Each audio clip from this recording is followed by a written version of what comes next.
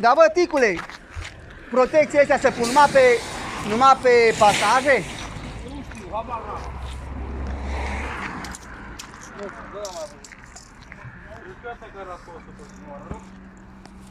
Da, probabil, dacă îi dau pus pe el, nu mai fac. Alex,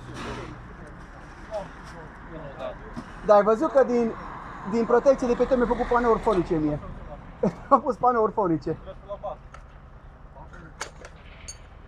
nu știu ce e. Zbolunzi la cap, așa? Mai zic nimic. N-ai voie, că nu vorbește. A, nu, că nu mai zic nimic, că nu mai văzut așa ceva. Ia, mă, dar pe panouri fonice de o jumătate, de 90 cm au. Nu.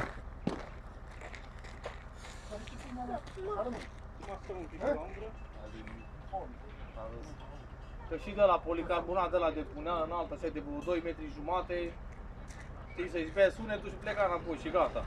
Simplu, eficient, da?